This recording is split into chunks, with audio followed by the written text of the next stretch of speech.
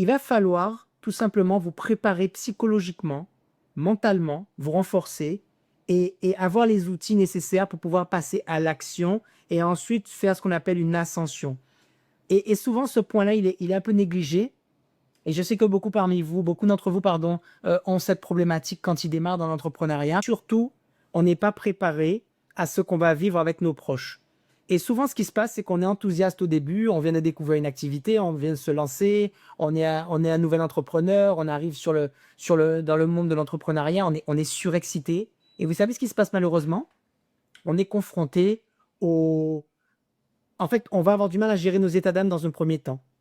Et qu'est-ce qui va se passer si on n'est pas préparé? C'est-à-dire que si on ne vous prépare pas psychologiquement et qu'on ne manage pas un peu vos attentes dans ce métier, vous pouvez vite vous retrouver un peu déçu et pris un peu par les émotions et être choqué, hein. Il y en a qui arrivent même pas à surpasser ça, c'est-à-dire que dès le premier échec, eh ben, ils se retrouvent à être complètement perdus et ils arrêtent complètement dans l'entrepreneuriat parce que le tonton qui aime bien passer sa vie devant sur le canapé à regarder la télé, eh ben, il y croit pas plus que ça. Enfin, bref, il y a plein, plein, plein d'exemples qu'on pourrait vous donner comme ça, de gens qui n'ont pas pu passer cette première barrière. Justement, ils n'ont pas eu l'alignement nécessaire. Tu sais que tu peux plus que ce que tu montres maintenant. Si tu veux un plan détaillé pour monter des échelons avec une vision sur du long terme, commente Sommet.